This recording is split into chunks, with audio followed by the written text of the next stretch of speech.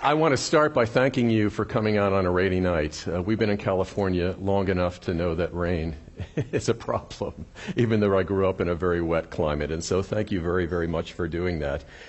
Thank you, Umar. Thank you, Chancellor, for taking time out of your busy schedules to be here tonight and for those kind introductions. I, too, am from the space age. And so I grew up during a very wondrous time. And it occurred to me as we were going through these introductions that perhaps some thousands of years from now, this lecture that's being streamed live will be viewed at a very distant exoplanet. That's a wonderful thought. And so I grew up in the space age, and like many people of my generation, I was drawn very strongly to the sciences. And I, very early on, through some kind of strange happenstance, got interested in geology, which is unusual for somebody who grows up in suburban New Jersey. The rocks are pretty much covered. But I did. And as I progressed through my schooling and my curiosity was evolving, I ended up in a place that I never would have imagined that I would have ended up, and that is working with NASA and trying to use our understanding of the Earth to help them explore for life, not just beyond the Earth, but beyond our solar system. And so I've been able at this fairly late stage in my career to start being able to redefine myself and repackage and repitch the things that are near and dear to me towards these very fundamental questions, and that one most important question of are we alone? Well, so I'm certainly not the first person, and I wonder if we could bring these lights down a little bit. Thanks so much. I hate when the slides are washed out. I'm certainly not the first person to ask this perhaps most fundamental of all questions. And in recent years, this has evolved into a kind of theoretical consideration, if you will, a probability experiment where we can ask ourselves, what's the likelihood that we will be contacted by life outside our solar system, and how often will that happen? And so it gave rise to this famous thing that's known as the Drake equation, which many of you will know about. And what the Drake equation does is encapsulate those critical considerations. And one of those considerations is really what I'm going to focus on tonight, and you'll hear more about that in a second. But what the Drake equation basically says is that if we want to think about how many civilizations out there might be contacting us, the first thing we need to know is the rate at which stars are produced, because they're at the center of these systems, these planetary systems in which intelligent life might live. And then we multiply that by the number of stars that have planets. And then we consider not only just the presence of planets, but the number of planets that are within what we call the habitable zone. And I'll be talking a lot about that tonight. That's the region around a star that's not too far, not too close, just right to sustain life, to foster the development of life. And that'll be a central theme tonight. That is then multiplied by the planets that actually have life on them, not just that could, but actually do. And then, because the Drake equation is very centric, designed around the idea of intelligent life, we multiply that by the number of planets that have intelligent life. And then we multiply that, we go beyond intelligent life. They have to be intelligent enough to have the capability of communicating with us. And then, perhaps most pessimistically, we have to think about how long they're in that window of being intelligent and being able to communicate with us before, as this picture depicts, they annihilate themselves. And so there's a window in time, Drake predicted, and we might think, over which we could get a signal from them. Well, the focus tonight is not on all of these things. What I'm really going to focus on, as I've already said, is the number of planets that we're starting to discover within the habitable zone, places beyond our solar system where life could originate and thrive. And we're going to use the early Earth to try and understand those places. And I'm going to tell you that most of the focus is not about, as I joke, getting a telephone call or finding a footprint in a distant place. It's really about what could potentially be subtle signals of life. And we as scientists, our ability to be able to interpret those signals. And happily, NASA and a large group within the scientific community have recognized that our own home, our own Earth, and its long history is a great place to start. We are, and I don't think anyone would disagree with this, we are the only place that we know of right now in the universe that has life. And so why would we not want to understand the origin and evolution of life on our own planet and the many different chapters of life on our planet, what we call alternative Earths, that could inform this search for life elsewhere. And so I have become just totally jazzed. I'm like a child about this. I am so enthusiastic about the notion of extrasolar planets, or what we call exoplanets. These are planets beyond our solar system. And what's so striking, and I see people in the audience from my research group who know more about these planets than I do. There's an incredible community of scientists working on these. And what's so striking about them is the diversity and the sheer numbers. So suddenly the Drake equation, that n becomes really large. It becomes really possible. And so in recent years, we've been hearing a lot in the headlines, in the newspapers, about the discoveries of planets outside our solar system. The first discovery was in the mid-90s, and you can see that there was a steady but slow growth in the discovery of extrasolar planets, or exoplanets. But then, in the past few years, there's been an exponential increase. And that's thanks to this telescope that's in space right now, Kepler, and the follow-up mission, which is called K2. And so Kepler is receiving data at a rate that one of my colleagues described as like a fire hose of information. And so the rate-limiting step right now is the size of the community and the financial and manpower resources to process all those data. So the numbers are becoming so large. Just last year, there was a release of over 1,000 planets. And so this is the latest. Every time I give a talk like this, I have to update it, because there are constant discoveries, sometimes released in big batches, sometimes released in smaller numbers. And so right now, we have almost 4,700 candidate planets, exoplanets. Now, they're very conservative within that community. They don't put a planet in that group unless there's a pretty darn good chance that it's going to be confirmed ultimately. And so these candidate planets have an 80 to 90% chance of confirmation.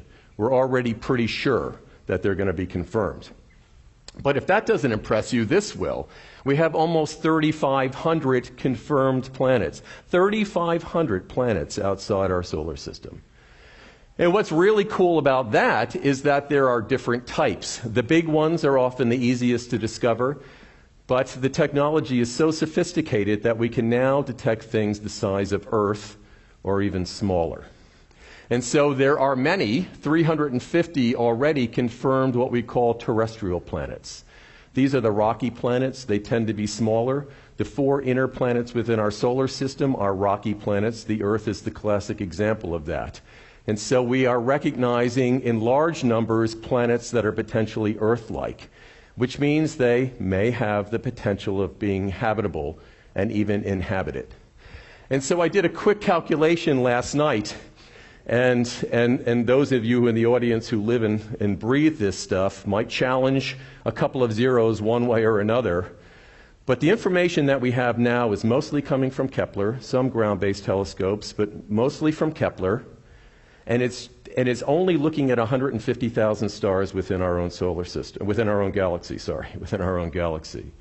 And so what you have to do is start to extrapolate that by the number of stars within the galaxy and the number of galaxies within the universe. And what I came up with, and I don't think I'm going to be very wrong based on our knowledge of our own galaxy and the number of galaxies, of 10 to the 20 potentially habitable planets within our universe. Now, this is really quite conservative because it's not just habitable planets, but it's habitable planets around what we call G-stars. Our sun is a G-star. And so the combination of an Earth-like planet at the right distance around a star like our own sun is a great place to look. And so this number of 10 to the 20 could realistically be an estimate of the number of planets like our own Earth. Remarkable, right? That's a really big number. In the earth sciences, we always deal with big numbers, the very old age of the Earth, the magnitude of tectonic events that changed the surface of the Earth. And so I had to put this into some perspective, 10 to the 20. That is equal to the number of gallons of water in the entire ocean. Okay, right. So, even a skeptic amongst us might say, it's pretty encouraging, right? Okay, well, so it's not just about being a planet. It's about this idea of habitability. And there are diverse communities of scientists who study Jupiters and super Jupiters, gas giants. They're interested in a full range of planets and planetary systems. My interest, and the interest within my research group, is on astrobiology. It's this question of life beyond our planet and beyond our solar system. And so we very often talk in terms of the habitable zone. The habitable zone is sometimes referred to as the Goldilocks zone. I wish it still were. What the Goldilocks zone means is that the planet is just right in terms of its conditions, in particular temperature, just right, not too cold, not too hot, to support liquid water. And so liquid water is the currency of life. And so there's this mantra within the community, within NASA, to follow the water. And some of you will ask at the end, is that not too Earth-centric? Perhaps, but we have to start somewhere. There are basic physical and chemical and biological constituents, components, processes of life, and liquid water is at the center of many of them. And so that's where we're steering much of the search now. Now, it may be that the next generation in 10, 20, 30 years are going to be looking for silicon-based life forms on dry planets. And I say, good on you. But right now, the focus is primarily on these water-bearing planets. So here is our own solar system within its habitable, with the Earth right in the center of the habitable zone. Venus is on the inside and Mars is on the outside. Mars was within the habitable zone during its early history, and so we might find records of life going back 3+ billion years ago. There is evidence for ample liquid water at the surface of Mars. And it's even possible for Venus, before its crazy runaway greenhouse climate, that there was liquid water on the surface of Venus. And we can talk at the end about what went wrong with Venus and Mars, but things went really right for the Earth, right? And so one of the take-home messages for all of you tonight is that Earth is in the habitable zone, and it has been for most of its history, which is really an extraordinary thing. So you should be constantly asking yourself, what are the ingredients? How do you build a habitable world? What are the components that we need to imagine an Earth-like planet somewhere else, light years away from our own system? And so liquid water equals habitability. Liquid is essential. Our bodies are dominantly water. Water is the medium by which material moves inside and outside of our cells. Water is what's split to generate oxygen that we breathe every day. Water is the currency of life as we understand it. And so we have to ask ourselves, as we're exploring these potentially liquid water-bearing planets, maybe light years or tens of light years even away from our own solar system, how would we know if there's life?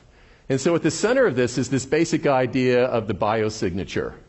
Now, biosignatures is any detectable archive, such as an element, an isotope, a molecule, or a fossil, or even a phone call, if ET were willing to give us a ring. But more likely, as I said at the very beginning, is going to be some kind of chemical signal that we need to be sophisticated in our approaches to be able to interpret. And so these things provide the scientific evidence for past or present life, including, and this may not impress you, but it should, including potentially the waste products of metabolic processes by microbes that accumulate as atmospheric gases. And so as we explore exoplanets, what we're really doing is trying to characterize their atmospheres, understand the composition of those atmospheres, and whether the O2, the oxygen, the methane, the nitrogen compounds within those atmospheres, and this is something that's going to happen in the coming decades, whether those compositions are or are not the signatures of life. And it's very possible that we'll find records of life on Mars, but likely it will be these perhaps subtle products of metabolic processes. And so as we think about the gases, what we have to start thinking about is the field of spectroscopy and the sophisticated telescopes that are on the ground, that are in space now, and that will be launched into space over the coming decades. And we can think about Earth as a model for all of this. This is a photograph that was just published about a week ago, and this is the image of the Earth and our moon as from Mars. And so Mars has orbiters, and those orbiters have sophisticated telescopes, and so this is what we look like if viewed from a big telescope from Mars. This is not what an exoplanet will look like. You'll see by the end that it's going to be a much smaller and much more difficult to interpret bit of information.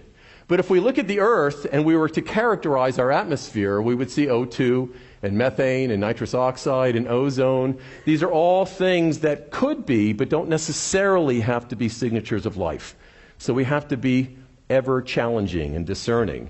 And the way that we characterize these things is that as light passes through a gas, it interacts. And that interaction involves selected absorption of the light at different wavelengths as it moves through this gaseous medium. And by having sophisticated telescopes on ground and in space, we can get spectral signals like the one you see here that have diagnostic fingerprints, if you will, peaks that represent the presence of a gas that the light you're receiving passed through. So those are the biosignatures that we're going to have for the coming decades from exoplanets. It's a long time before anybody's going to travel to those. So we can detect oxygen, we can detect water vapor, methane, and other key constituents. And so how do we do that? This is the wonder of the technology of NASA and the European Space Agency and these other organizations. One way that we do that is that when a planet passes in front of its star, it dims the light of the star in some subtle way. So Kepler is looking at 150,000 stars watching for subtle dimming. And so we can detect a planet that way. About 78% of the exoplanets have been detected by this transit dimming. We can also get a sense for the size of the planet, and there are other ways of getting a sense for the mass, and together we can get a sense for the density and what the planet is made up of. This is stuff we can already do. But what's also important is that some subtle amount of the starlight passes through the atmosphere, and that light interacts with the atmosphere.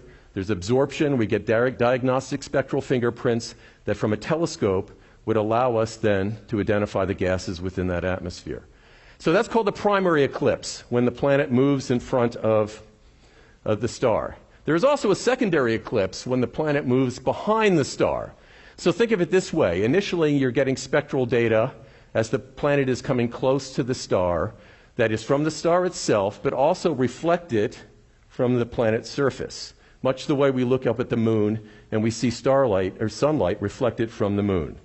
And so initially you have a signal that is starlight and reflected starlight that passes through an atmosphere. But then when it passes behind the star, you lose that reflected light. So if you take the composite of the two spectral data sets and subtract what you lost when this went behind, you end up with a signal from the planet. And so these are the kinds of things that people are able to do today.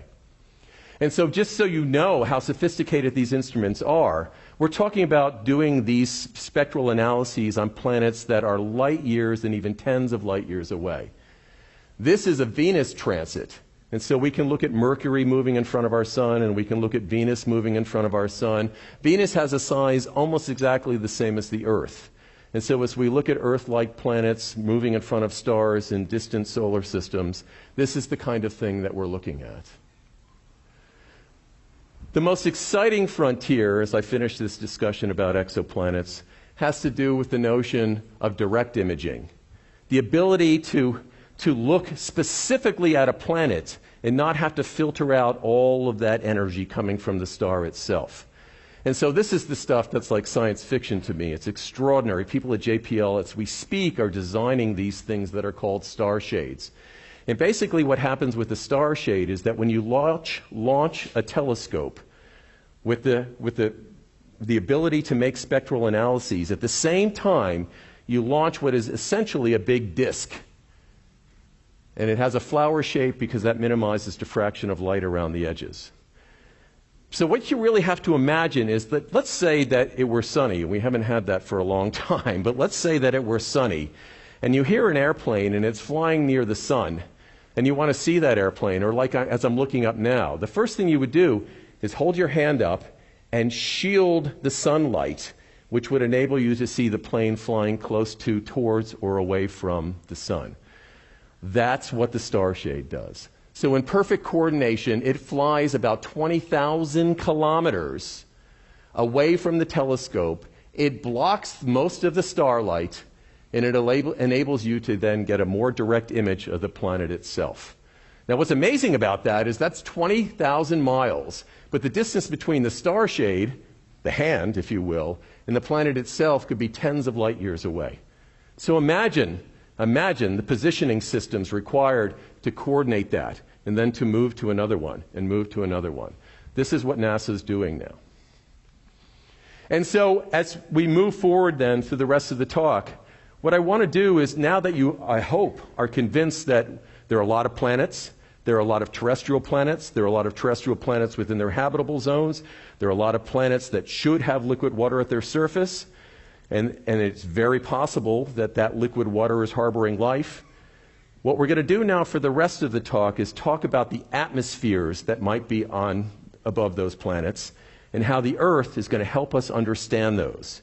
Because not only can we imagine the atmosphere on Earth evolving through time, but we can tie it specifically to the life on Earth that's beneath that atmosphere. That's the thing we're not going to be able to do directly at an exoplanet, right? I can look at 1 billion years ago, see what was living in the ocean, and model what the atmosphere was on Earth. All I'm ever going to get from an exoplanet in the foreseeable future is an atmosphere. And so the Earth, for those of you taking notes, going home with some key little fun facts, if you didn't know this already, the Earth is about 4.54 billion years old.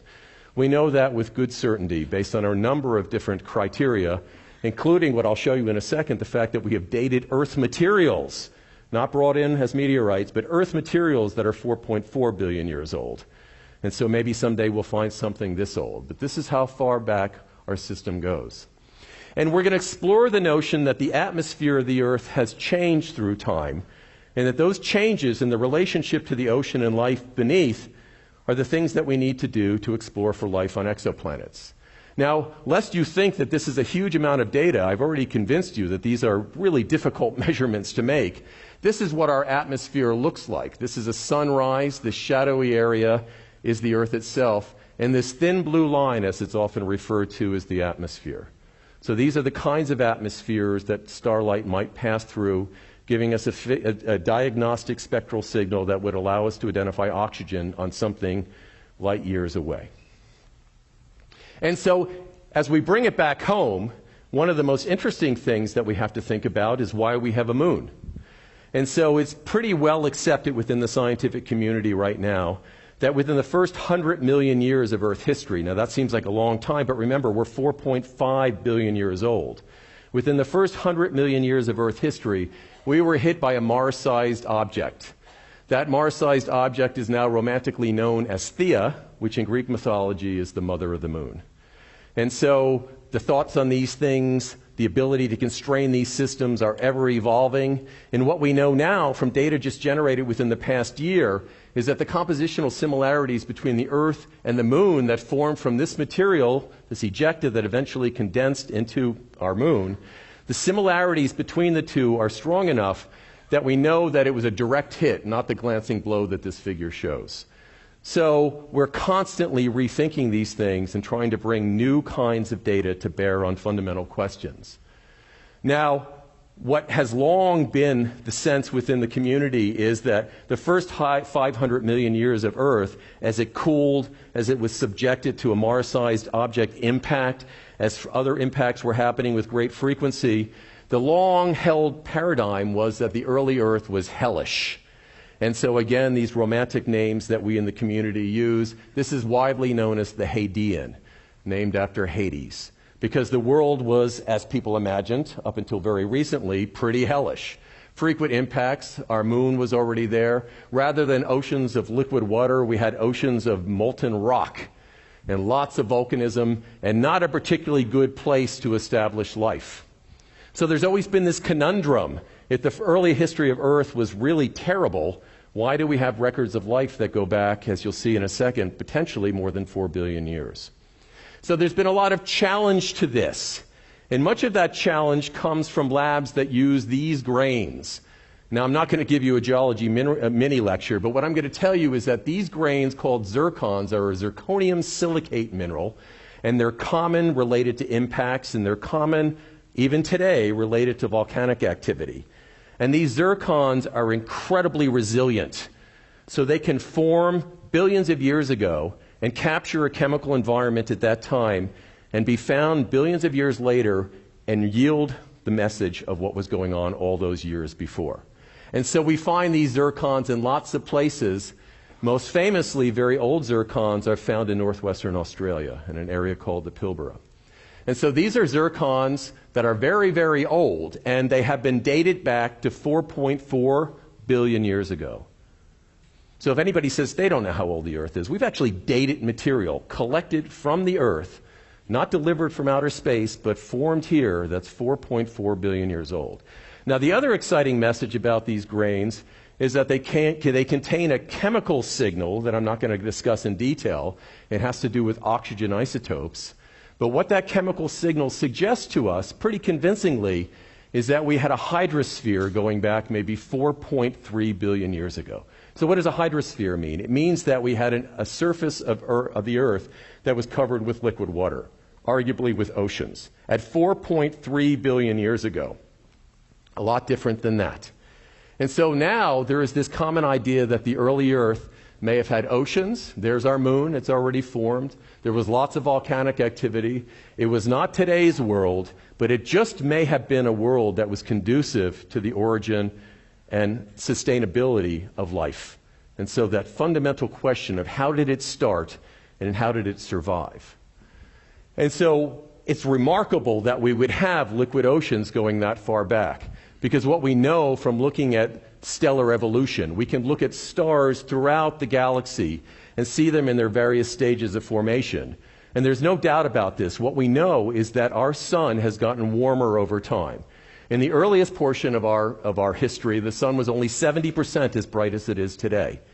And by about 500 million years ago, it was still only 90% as bright. And so it has continued to warm up even over the last tens and hundreds of millions of years. And those changes have had to be factored into climate models, for example. So stars change as they shift from fusing hydrogen together and then helium, and they go through a sequence. And that sequence dictates how much energy is released. And so if we had a sun that was only 70% as bright, how could we ever have had liquid water? It's remarkable that we've had liquid water for almost all of our history. As I was just telling my class today, it's a 100-degree centigrade temperature window between freezing and boiling. You can do that between your freezer and your stove. Think about that. Earth has maintained a condition between your freezer and your stove throughout its history. And the way that it's done that is through the composition of its atmosphere, through the presence of greenhouse gases. And so I always say we hate greenhouse gases today. Climate change is actually not a hoax. And so the amount of greenhouse gas is dramatically increasing in the atmosphere, particularly carbon dioxide. And so we are shifting our planet away from its natural balance, its natural steady state, and heating it rapidly and unnaturally. But if it weren't for those greenhouse gases on some level today, and certainly in the past, we wouldn't be here to worry about them now. And so some greenhouse gas, good. Today, too much. The other thing that's come out in recent years is that it's possible that this famous thing called the late heavy bombardment or the lunar cataclysm did not occur. So if you're with me, you imagine this Earth that had early liquid oceans, that it was cooler at the surface than people imagined for a very long time. And that was all well and good, and that would have been an environment for the development of early life and even for its early evolution and its sustainability. But never mind, because at 3.8 to 4.1 billion years ago, the Earth was completely bombarded by huge numbers of impacts. Now, how would you know that? We don't have continents that are that old. The Earth's surface constantly recycles. Seafloors are subducted. Tectonics changes the Earth's surface. The way to characterize our early impact history is by looking at our moon. It's our near neighbor. If there was a high frequency of impact on the moon, there would have been here as well. And so using Apollo samples, going back to our space age, using Apollo samples and dating them and trying to fingerprint those samples to specific craters on the moon, and recognize that the rejecta associated with those impacts, it was surmised for a long time that there were frequent impacts on the moon and on Earth, therefore, between 3.8 and 4.1. What's come to be recognized within just the past couple of years is that almost all of those samples actually came from the same crater, from Imbrium. And so we mistyped their source region. And so therefore, maybe there weren't so many impacts within that narrow window of time. And the craters that we're looking at, that we all thought formed within that window, may have formed earlier or later. So, if you go home and tell your family, what did you learn about the late heavy bombardment? What you learned is that it may not have happened. Okay?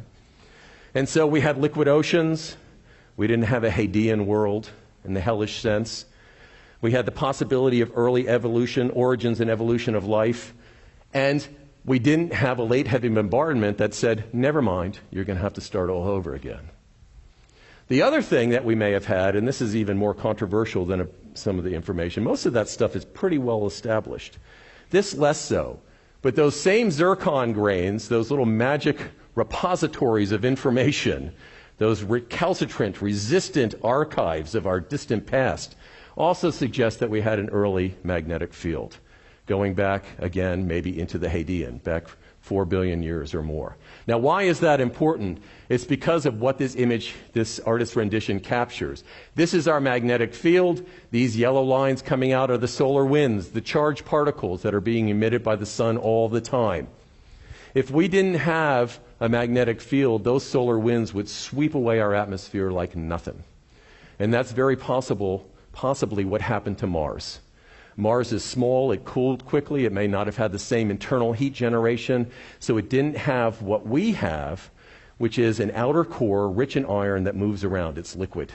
It's liquid, and it's turning all the time like a hand crank generator, generating power, turning mechanical energy into electrical and magnetic energy. And so Mars lost its magnetic field, its atmosphere was swept, and therefore water was lost from the system. Even though, by some estimates, tens of % of the Martian surface were covered by oceans, going back in a portion of Mars history romantically named as the Noachian, after Noah. And so that goes back to about 3.7 to 4.1 billion years ago. So what are the first signatures of life on Earth? Now, I would love to tell you that in one of those zircons, we found a fossil. We found a thumbprint. We found something that's compelling. But you have to put your thinking caps on here and imagine that the most powerful information we can seek is often the most elusive, right? If it were easy, we wouldn't be doing it. We wouldn't have these big universities to keep chasing after big questions. And so the earliest signatures of life on Earth, and likely from these planets, certainly from exoplanets, are chemical. And so I'm not going to say very much about this. We can go into it in more detail in the question and answer. But you need to think a little bit about isotopes. And isotopes are atoms of an element that differ in the number of neutrons. So here's carbon-12 that has 6 protons and 6 neutrons.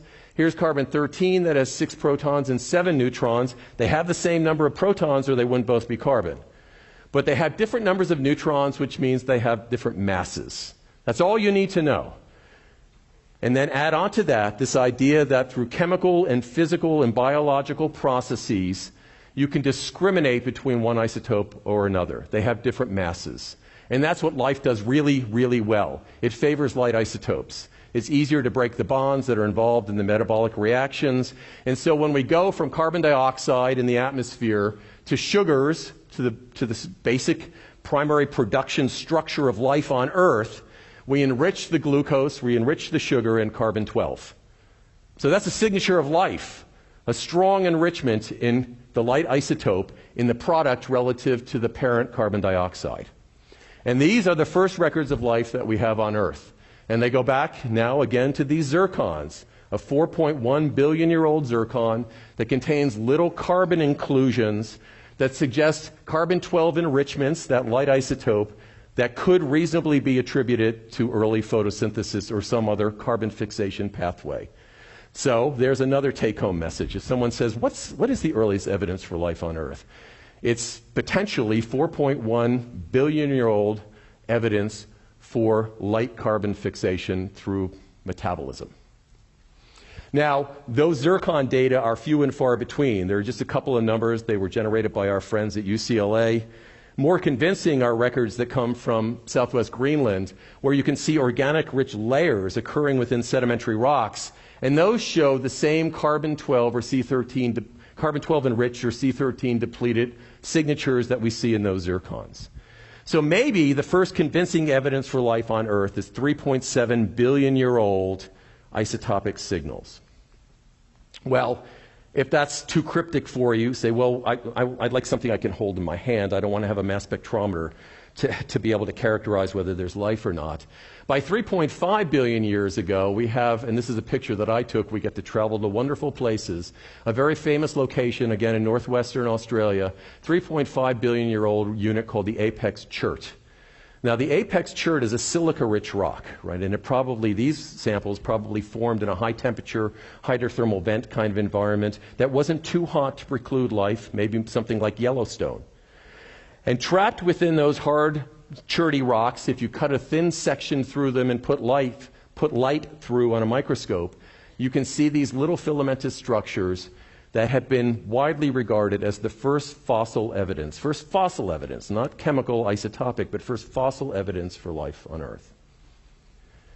And so, if that doesn't convince you, in roughly the same age material, again from northwestern Australia, a great place to go for life hunting, are these things that we refer to as stromatolites.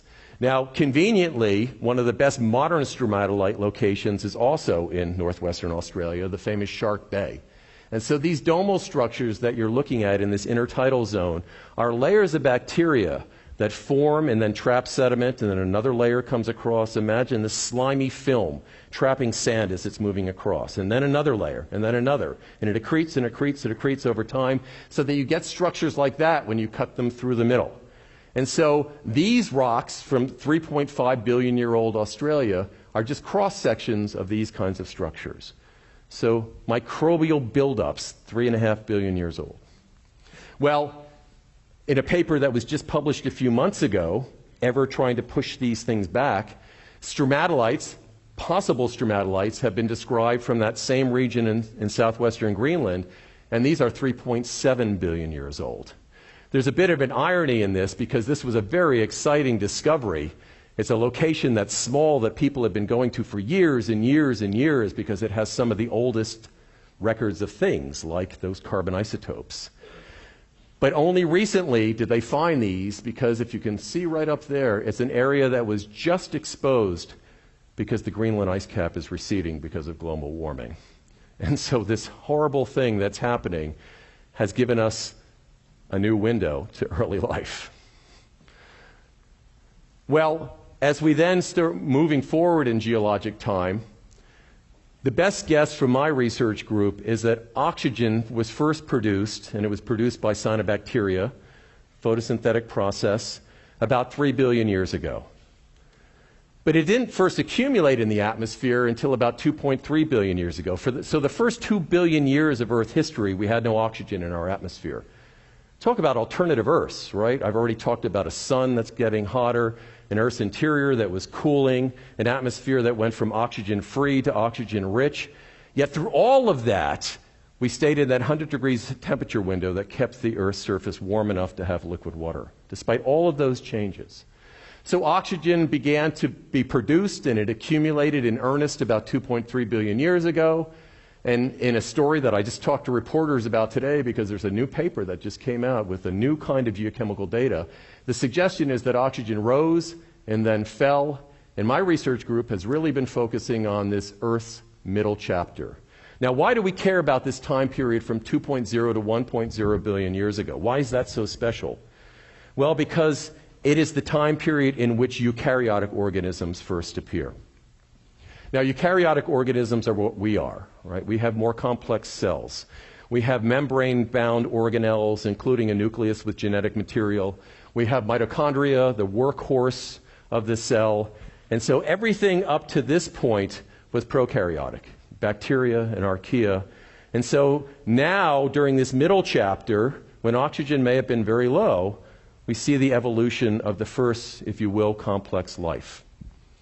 Now, the first records of eukaryotic life go back, these little microfossils called acritarchs, go back to 1.7 billion years ago. So if someone said, what's the first record that we have? Now you can use genomics and molecular clocks and push them back further, but the first physical evidence that we have for eukaryotic life goes back only to about 1.7 billion years ago. If you asked when we started to see eukaryotic life that's familiar, like organisms that we see today, I would say about 1.2 billion years ago, where we see the precursors of algae, of red algae specifically. So within this window where oxygen may have been low, we already are starting to see the early signs of the development of complex life. Well, it's a good story, and it's something that we've been focusing on in earnest, and it has central value in trying to understand Earth's utility for exoplanet exploration, as you'll see in a second. But everything changed about 800 million years ago, and this is something that we've been really trying to dope out. About 800 million years ago, everything that we look at suddenly was different. There were indications that oxygen rose again in the atmosphere. We see evidence for those eukaryotic fossils, not just in low abundances and low diversity that we see in the precursor times, but now suddenly we see new forms and large populations and great abundances. We see evidence for oxygenation of the ocean. We see all sorts of chemical signals for change in the biosphere. And so one of the big questions is why did it change? And then not long after that, for those of you who want to know really where we came from, not long after that, after we took this big step in the changing biosphere, between 600 and 700 million years ago, we have the first records of animals. And Gordon Love, I think, is here. He's on our faculty. He's a brilliant organic geochemist. And these are his data from drill core collected in Oman. And they are not microfossils. They're organic molecules that tie specifically to sterols that are part of eukaryotic life. So the first evidence for animals are organic molecules that can be fingerprinted specifically to sponges. So they're our ancestors. Okay. So we had these early sponges found in the records from Oman between 700 and 600 million years ago, roughly. And it's only in the later portion of what we call the Precambrian, after this great glaciation known as the Maranoan, after 635 million years ago, that we start to see big things. This is dinner plate sized, collected from Australia, called Dickinsonia. And this is the stuff that Mary Drozier in our department works on with such great skill. And so we're starting to see the steps towards life as we know it. But most of Earth history has already passed, right? This is already 80 to 90% of Earth history behind. And it's only in the last 500 million years that the life that you take for granted evolved into the things that are we, ultimately. And so this is a very interesting time period, and I won't talk about these data in any detail, but I just wanted to show them because I wanted you to know, for those of you who are interested in such careers, that we use fancy instruments, and we measure chromium isotopes, and we measure mass-independent fractionations of sulfur isotopes, and by combining all these things together, we can envision a world in that important middle chapter where complex life first emerged but didn't thrive, where oxygen was higher than it was before and lower than it was after. And this might be a perfect kind of world to think about in terms of an exoplanet, right? What would it have looked like if we were sitting 10 light years away with a very sophisticated telescope looking at our planet at that time? What would we have seen in the atmosphere that would have been an indicator that all this great stuff was going on in the ocean beneath? And so let me end with just a couple of examples, and Stephanie Olson is here. This represents her modeling work. So we bring numerical perspectives that tie to the geochemical fingerprints. It's a lot of integration of different science types. And so this time period is extraordinarily interesting. And so now we're thinking like exoplanet scientists. We're looking at these modeled atmospheres of Earth through this period of time that I've been talking about. Well, early in Earth history, before this so-called great oxidation event at 2.3 billion years ago, we can imagine that methane was very high in the atmosphere. There are wide ranges of data that support that idea.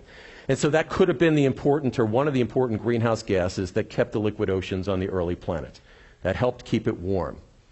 But if you were looking at Earth at that time, you would detect methane, which could be a good biosignature, but you wouldn't detect oxygen, right? So oxygen had started 3 billion years ago, but the levels were so low, and we know that with confidence, that you would never know that that kind of photosynthesis was occurring. You would never know that you were starting to accumulate, at least transiently, oxygen in the atmosphere.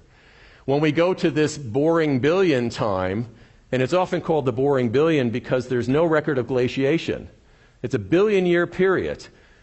and yet there's no recognition of glacial deposits during this time period. And that's so striking because if you look at the time period before and the time period immediately after, there are the most dramatic climate events in Earth history. We call them snowball Earths because we argue that much of the Earth's surface, except perhaps low-latitude oceans, were covered with ice. And that has never happened since this event. And there's no record of any ice, even though it's bookended by those great events in this middle chapter of Earth history. And so one thing we don't really understand is what combination of greenhouse gases in the face of a sun that was maybe 80-some% of what it is today, why the world stayed equitable, why we had a clement climate. And the other thing that you'll notice is that if these dashed lines represent detectability using the telescopes that we understand today, neither methane or oxygen would be seen by our friends from exoplanet X light years away. So eukaryotes are evolving, and this chapter ends with the emergence of animals, yet these classic biosignatures, O2 and methane, would not be detected, nor would their coexistence be detected. That is even the greater gold standard historically within the exoplanet community, seeing oxygen and methane together. They're incompatible gases. One's oxidizing, one's reducing, and the standard view is that to keep them together, you have to keep pumping in lots of methane through biology. And so the exoplanet community has said, let's develop the ability to look for the coexistence of those gases. But we don't see that on the Earth. Remarkable. And then as we go to the Phanerozoic, we still don't have that disequilibrium of coexisting methane and oxygen. There's plenty of oxygen. This is the last 500 million years. Plenty of oxygen, but methane is below detection because it's not stable and the biological production couldn't keep up. So at no point in Earth history that we know of was arguably the most famous biosignature detectable on our planet. And yet we know all these things were going on within the oceans. Similarly, we can just think about oxygen, and this is a curve that we published a few years ago, the low oxygen in the early history, the increase at 2.3 billion years ago, the precipitous drop that allowed eukaryotes to evolve but not thrive, and that dramatic change of abundant, diverse eukaryotes and animals didn't come until much later. If this red dashed line indicates detectability using telescopes that are like the ones we have now but could have been on a distant exoplanet, it's quite possible, other than this little blip that we don't know very much about, that biogenic O2, that classic biosignature, that it may have predated its production by 2 billion years of its detectability.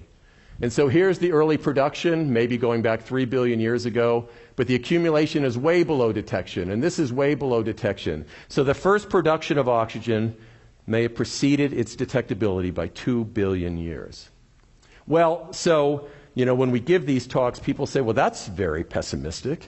And I say, it's not at all. And so what the bugler represents is a call to arms, right? If it were going to be easy, it wouldn't be fun, right? We wouldn't have these giant centers of higher learning to explore the difficult questions. And so what we have to do with these telescopes is measure lower levels of gases and a broader range of gases. And we have to have a more sophisticated view of the combination of gases that within the coming decades we will be detecting on exoplanets, and have the ability to interpret those within the framework of what our own planet has been telling us. And so it's likely the first headline that you're going to see is that scientists detect methane and oxygen on a distant exoplanet, and after much discussion, they suggest it could be life. Stay tuned. And so that's the way it's going to go. And our good old home, the Earth, is the template for much of our understanding. And so it's because NASA bought into this idea that it's not just about distant worlds, it's also about our own planet. We've been able to carry on a program like we have. And so we have about $8 million over a 5-year period to explore Earth's 4 billion years of history, and specifically its habitability on a very dynamic planet. Remember, it's the interior's cooling, the star is getting bright, all these things are happening. Yet the one constant is inhabitation and habitability. And we use that then to guide NASA's mission-specific search for life in distant worlds. And so I'll end with this. It's maybe a little bit hokey, but I love to talk about it. The Voyager mission was a very important one. I was reminded today that the rings of Jupiter were not discovered until, I think, 1979, thanks to Voyager. And so this was a mission that was highly successful, and it continued to move toward the outer reaches of our solar system. And in 1990, as it was leaving our solar system, Carl Sagan, who was so powerful at the time, could go to NASA and say, let's do a UE for a second and turn around and look at our own planet. Now, NASA was reluctant because it was going to get a big blast of sunlight, and that could have damaged the telescope, but Carl Sagan, right? And so they turned it around, and they looked, and there is the Earth, that pale blue dot. And maybe some of you have read Carl Sagan's writing about the pale blue dot. And so it's remarkable, right? This is just from the outer edge of our own solar system looking at our planet. And so I started to blow up this image, and what I realized quite quickly is that it's not really a pale blue dot, it's a pale blue pixel, right? It's a single pixel of information. And what the exoplanet community always tells me is that's pretty much what we're going to get from all these telescopes. We're not going to see the polar regions and equatorial regions. We might see continents, the presence of continents as the planet rotates and the light changes as it goes from ocean to continent. But mostly what we're going to get is a single pixel, if we're lucky, of characteristic gases that, as informed by Earth, can be interpreted as biosignatures. And so for all of you who are merging into your careers and discovering the possibilities, these are the calls to arm. These are the challenges that we're facing, and I just couldn't be more excited about the possibilities. And so I'll leave you with this idea that over the coming year, exciting things are happening. The Transiting Exoplanet Survey Satellite, otherwise known as TESS, is launching. That's this year. Now, what TESS is going to do is look at 500,000 stars. And so it is really optimized as a planet finder. There's going to be no shortage of planets to try and interpret.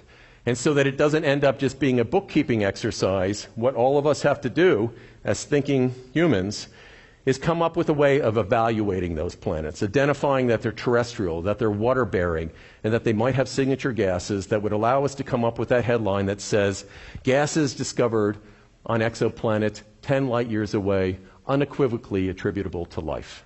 And I hope I'm around long enough to see that. And thanks so much for coming tonight.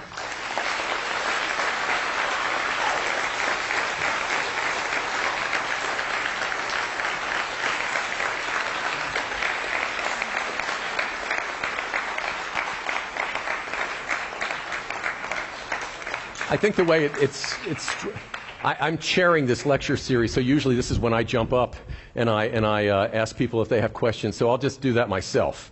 And so please come and ask questions. There should be microphones. Look at I'm doing my star shade.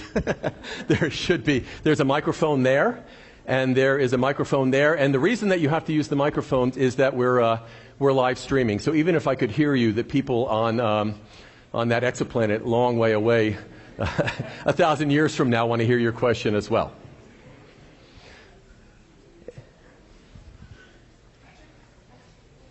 Yeah, sorry, go for it. Questions on your spectroscopic data there. Yeah. There's always unusual and anomalous signals on each of those exoplanets data that you receive there. What do you expect them to be? Well, I'm sorry, was the question what would the unusual signals be? Yeah, those signals on those spectroscopic, what do you expect them to be? So the spectra that you were looking at, I'm quite certain are from Earth. And so one of the things that's been really interesting is that people have treated the Earth in the way that I have, but also spectroscopically as an exoplanet. And so we have many Earth-observing satellites that allow us to do terrestrial spectroscopy. And so let's keep Earth Sciences alive in NASA as well, because they're the ones who do the Earth observations. And so what you could see from those, you saw CO2, you saw water. We are just nascent in our understanding of spectral data from exoplanets. Unusual is the word that threw me. I think what we're really hoping to find are signature gases. And so I literally sit around conference tables with people and say, what gases do we need to measure? Because it's not easy. Oxygen doesn't just derive from biology, O2. It also derives from the photochemical breakup of water. Methane, there are 9 different pathways that can generate methane that have nothing to do with life. And so it's that not that we're looking for the unusual, we're looking for the usual in combinations that allow us to discern life. Okay, so in other words, it's still a little bit unknown about what those gaseous molecules are present. I'm sorry, say again? It's still a little bit unknown about what those gaseous molecules are present on those exoplanets. Oh, right? we know almost nothing. Okay. It's just the beginning of that generation. Okay. Yeah, I mean, that idea of spectral characterization is just at its birth. That's right. Most of the energy now has been on detection and characterization of planets in terms of their orbits, recognition of presence within the habitable zone. But atmospheric characterization is the stuff for young guys like you. All right? That's where we're moving forward. Yeah. Go ahead. If you were able to identify an exoplanet with the right combination of oxygen and methane, that you were almost like, that would be like a positive stamp of that may be life, what would the next step be? What would you follow? How do you get confirmation? Yeah. That's a really great question. So the question was, let's say that we do find that disequilibrium on an exoplanet, even though we probably wouldn't see it over all or most of Earth history. What we would do is sit down as people who think about the ocean and think about life in the ocean, and we think about fluxes of gases out of the ocean, and we start to imagine what kind of, given some gas, and with increasing sophistication, we'll be able to not just detect gases, but put estimates on how much of a gas is present in an exoplanet atmosphere. So if there's a certain amount of oxygen and methane is at a certain level, we can imagine the biological interactions that could sustain that. And we can think about the Earth and the abiotic processes that produce methane and whether they ever could keep up. So I would argue, for example, that the abundance of methane early within our history, if we see something like that on an exoplanet, that could be a definitive biosignature. Because we know that methane, and these are the kinds, I'm giving you this because this is the way you have to think about it, and you're a smart guy.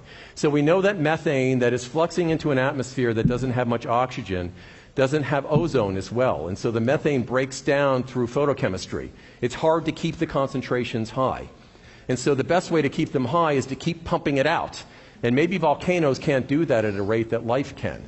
And so those are the sorts of discussions. It's a great question. So basically we'd use Earth as a reference? We use Earth as one place to start. And I really caution about using it as the only filter through which we process all the data.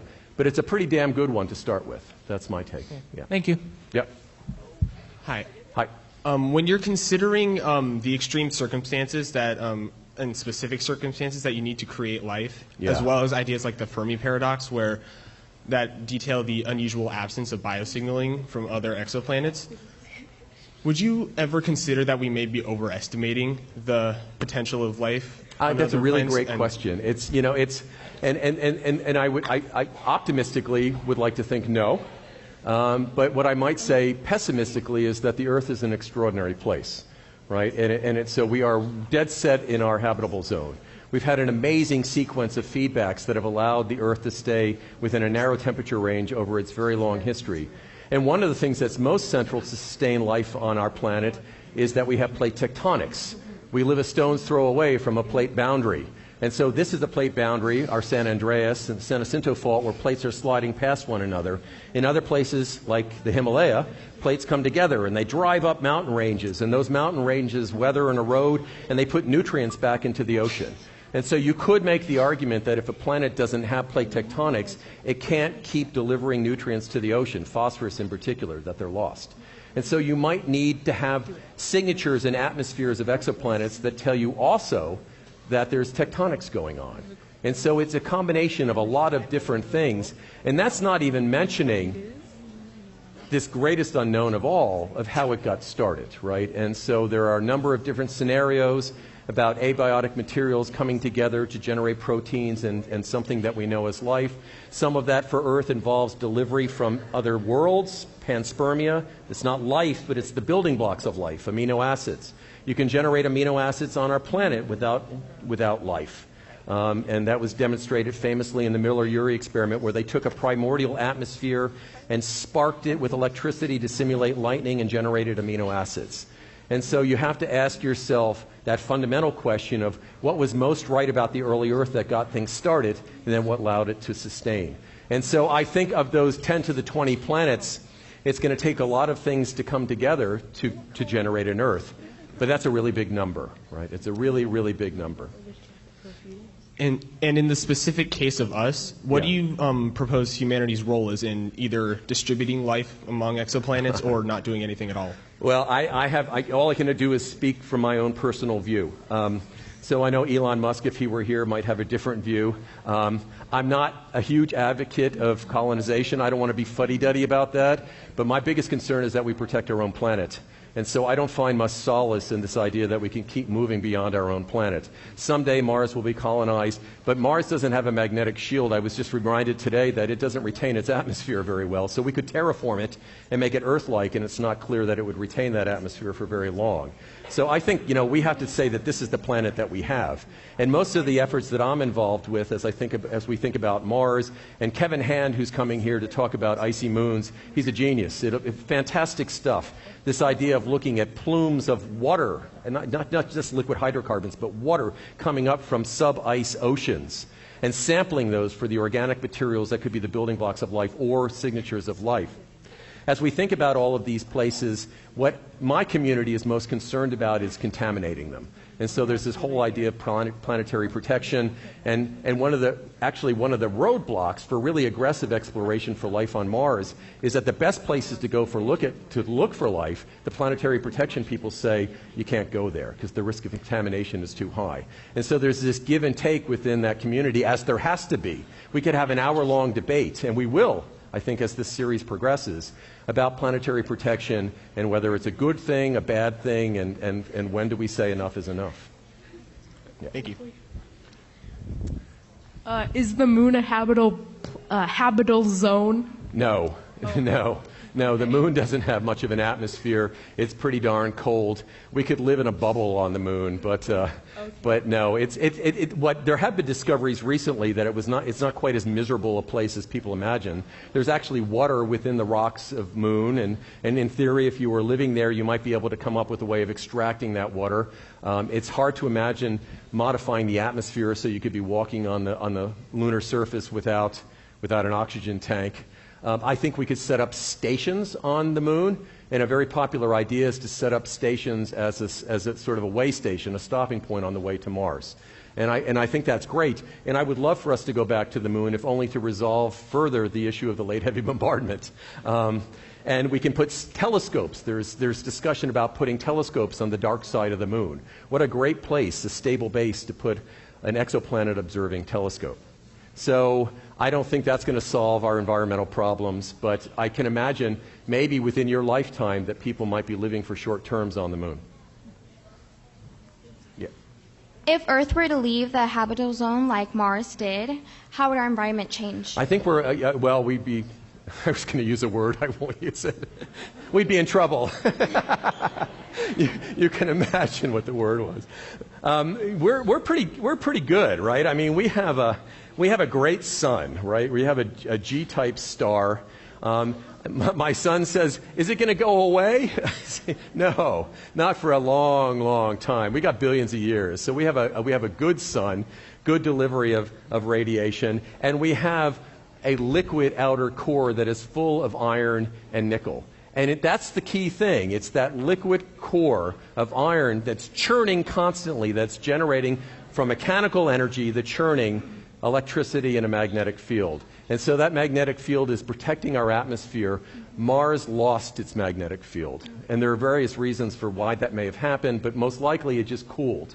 It didn't have the internal heat generating capacity that the Earth does, and it's smaller. So it cooled. It's lost its magnetic field maybe within the first few 100 million years of its existence, and then gradually all that liquid water went into the atmosphere, and then it was swept away because there was no magnetic field by solar wind. So we're fine. You know, it depends, though, if I want to get philosophical, on how you define habitable, right? I mean, the Earth is changing, right? We're not going to go away, but people are already being impacted. So the nature of our inhabitation is going to change. Thank you. Yeah, thank you. Sarah, are you trying to prompt me? Okay.